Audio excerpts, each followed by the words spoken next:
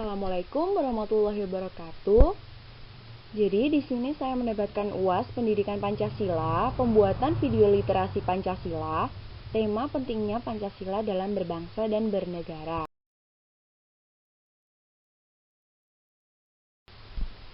Perkenalkan, nama saya Frisdia Kurnia Indraspuri, NIM K75200077, Pendidikan Administrasi Perkantoran, Fakultas Keguruan dan Ilmu Pendidikan, Universitas 11 Maret, angkatan 2020. Jadi di sini saya mengangkat judul Pancasila dalam berbangsa dan bernegara.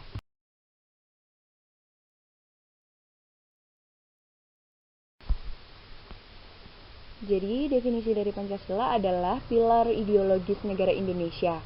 Pancasila merupakan rumusan dan pedoman kehidupan berbangsa dan bernegara bagi seluruh rakyat Indonesia. Nama Pancasila berasal dari bahasa Sanskerta yang terdiri dari dua kata, yaitu panca yang berarti 5 dan sila yang berarti prinsip atau asas. Next.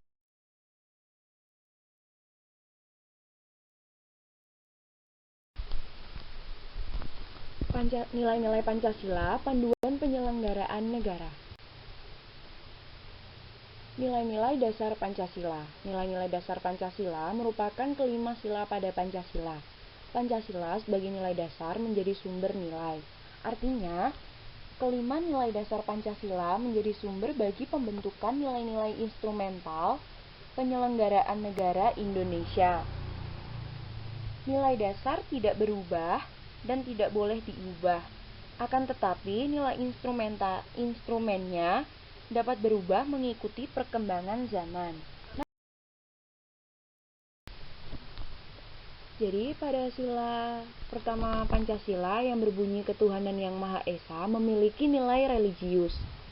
Maksudnya, pengakuan kebebasan memeluk agama, saling menghormati, dan menjalankan ibadah sesuai agama dan kepercayaan masing-masing. Pada sila kedua yang berbunyi kemanusiaan yang adil dan beradab memiliki nilai kemanusiaan. Maksudnya, pola pikir, pola sikap, dan pola tindakan seluruh bangsa harus sesuai dengan nilai-nilai moral. Sila ketiga Pancasila yang berbunyi Persatuan Indonesia memiliki nilai persatuan. Maksudnya, usaha ke arah bersatu untuk membina nasionalisme Negara Kesatuan Republik Indonesia. Sila keempat yang berbunyi kerakyatan yang dipimpin oleh hikmat kebijaksanaan dalam permusyawaratan perwakilan memiliki nilai kerakyatan. Maksudnya, dari rakyat, oleh rakyat, dan untuk rakyat dengan cara musyawarah mufakat. Pada sila kelima yang berbunyi keadilan sosial bagi seluruh rakyat Indonesia memiliki nilai keadilan. Maksudnya, tercapainya masyarakat Indonesia yang adil, makmur, dan sentosa. Next. Nilai instrumental merupakan arahan kebijakan, strategi, sasaran, serta lembaga pelaksanaannya. Nilai dasar bersifat abstrak, maka nilai-nilai dasar tersebut perlu dijabarkan ke dalam nilai instrumental. Next. Penjabaran nilai-nilai Pancasila dalam peraturan perundang-undangan. Pada sila pertama yang memiliki nilai religius dalam penyelenggaraan pemerintah negara terdapat dalam pasal 29 ayat 1, pasal 29 ayat 2, Negara Republik Indonesia tahun 1945, dan pasal 22 ayat 1 Undang-Undang Nomor 39 tahun 1999. Pada sila kedua yang memiliki nilai kemanusiaan dalam penyelenggaraan pemerintahan negara terdapat dalam pasal 28A sampai 28C Undang-Undang Negara Republik Indonesia tahun 1945 serta Undang-Undang Nomor 39 tahun 1999 tentang HAM dan Undang-Undang Nomor 26 tahun 2000 tentang Pengadilan HAM. Pada sila ketiga yang memiliki nilai persatuan dalam penyelenggaraan pemerintahan negara terdapat dalam pasal 31 ayat 5, pasal 32 ayat 1, pasal 32 ayat 2 Undang-Undang Negara Republik Indonesia tahun 1945 dan pasal 3 ayat 1 Undang-Undang Nomor 39 tahun 1999. Pada sila keempat, yang memiliki nilai kerakyatan dalam penyelenggaraan pemerintahan negara, terdapat dalam pasal 1 ayat 2, pasal 22E ayat 1, pasal 22E ayat 2 Undang-Undang Negara Republik Indonesia tahun 1945 dan pasal 43 ayat 1 Undang-Undang Nomor 39 tahun 1999. Pada sila kelima, yang memiliki nilai keadilan dalam penyelenggaraan pemerintahan negara, terdapat dalam pasal 34 ayat 1, pasal 34 ayat 2, pasal 34 ayat 3 Undang-Undang Negara Republik Indonesia tahun 1945, serta pasal 3 ayat 2, pasal 5 ayat 2, pasal 38 ayat 2 Undang-Undang Nomor 39 tahun 1999. Next. Nilai praksis merupakan realisasi dari nilai instrumental dalam kehidupan bermasyarakat, berbangsa, dan bernegara. Jadi, berikut adalah contoh nilai praksis kelima sila Pancasila. Pada sila pertama, penghormatan terhadap keberagaman agama di Indonesia. Sila kedua, memperlakukan manusia sebagai makhluk Tuhan yang Maha Esa. Sila ketiga, bela negara atau nasionalisme. Sila keempat, musyawarah untuk mufakat dalam mengambil keputusan. Sila kelima, keseimbangan antara hak dan kewajiban warga negara. Next.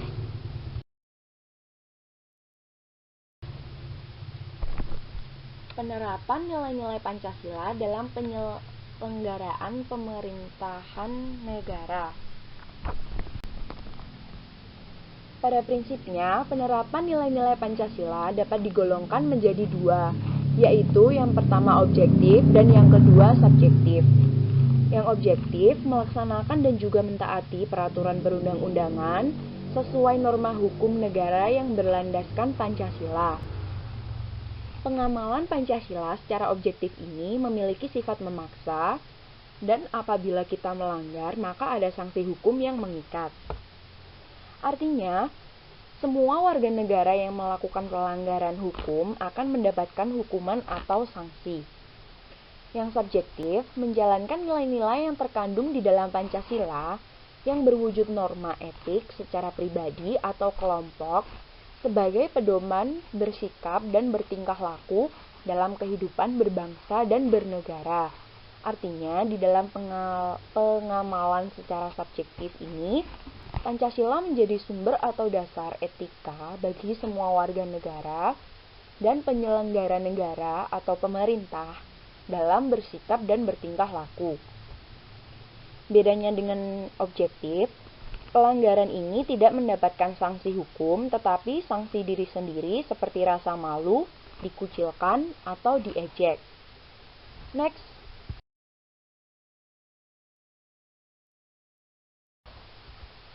Pembagian kekuasaan dalam penyelenggaraan negara. Penyelenggaraan negara adalah subjek yang menyelenggarakan urusan kenegaraan. Penyelenggara negara meliputi pemegang kekuasaan legislatif, eksekutif, dan yudikatif. Pembagian kekuasaan di Indonesia dibedakan menjadi dua, yaitu horizontal dan vertikal. Pembagian kekuasaan secara horizontal yang pertama yaitu ada kekuasaan konstitutif. Kekuasaan konstitutif adalah kekuasaan untuk mengubah dan menetapkan undang-undang dasar. Kekuasaan ini dijalankan oleh Majelis Permusyawaratan Rakyat. Yang kedua yaitu ada kekuasaan eksekutif. Kekuasaan eksekutif adalah kekuasaan untuk menjalankan undang-undang dan penyelenggaraan pemerintahan negara. Kekuasaan ini dimiliki oleh Presiden. Yang ketiga yaitu ada kekuasaan legislatif. Kekuasaan legislatif yaitu kekuasaan untuk membentuk undang-undang. Kekuasaan ini dimiliki oleh Dewan Perwakilan Rakyat. Yang keempat yaitu ada kekuasaan yudikatif. Kekuasaan yudikatif adalah kekuasaan kehakiman yang bertugas menyelenggarakan peradilan guna menegakkan hukum dan keadilan. Kekuasaan ini dimiliki oleh Mahkamah Agung beserta lingkungan peradilan di bawahnya, serta Mahkamah Konstitusi. Yang kelima yaitu ada kekuasaan eksaminatif atau inspektif. Kekuasaan eksaminatif atau inspektif adalah kekuasaan dalam rangka penyelenggaraan pemeriksaan atas pengelolaan dan tanggung jawab keuangan negara. Kekuasaan ini dijalankan oleh Badan Pemeriksa Keuangan. Yang terakhir yaitu ada kekuasaan moneter. Kekuasaan moneter adalah kekuasaan untuk menetapkan dan melaksanakan kebijakan moneter, mengatur dan menjaga kelancaran sistem pembayaran, serta memelihara kestabilan nilai rupiah. Kekuasaan moneter dijalankan oleh Bank Indonesia selaku bank sentral. Next. Pembagian kekuasaan secara vertikal. Pembagian kekuasaan ini berdasarkan tingkat pemerintahannya. Sesuai pasal 18 ayat 1 Undang-Undang Negara Republik Indonesia tahun 1945, sistem kekuasaan pemerintahan Indonesia dibagi secara berjenjang mulai dari tingkat pusat, provinsi, kabupaten, dan kota. Next. Selanjutnya, ada partisipasi warga negara dalam mendukung penerapan nilai-nilai Pancasila. Perwujudan nilai-nilai di lingkungan keluarga. Keluarga merupakan lingkungan awal bagi seorang individu untuk menerima nilai-nilai positif. Upaya yang dapat dilakukan yaitu gotong royong dalam menyelesaikan pekerjaan rumah, saling menyayangi dan menghormati, tidak mengganggu anggota keluarga lain yang sedang beribadah, menjaga nama baik keluarga dengan berperilaku baik, menjaga kerukunan dalam keluarga, dan tolong-menolong dalam kehidupan sehari-hari. Next. Selanjutnya, ada perwujudan nilai-nilai Pancasila di lingkungan sekolah. Sekolah merupakan tempat seseorang anak menerima nilai-nilai pertama yang berasal dari luar keluarganya. Upaya yang dapat dilakukan yaitu tidak memaksakan kehendak kepada teman, menghargai karya teman, mematuhi tata tertib sekolah, menghormati guru dan mengerjakan tugas yang diberikan bapak atau ibu guru, dan menjaga ketenangan dalam kegiatan belajar mengajar. Next.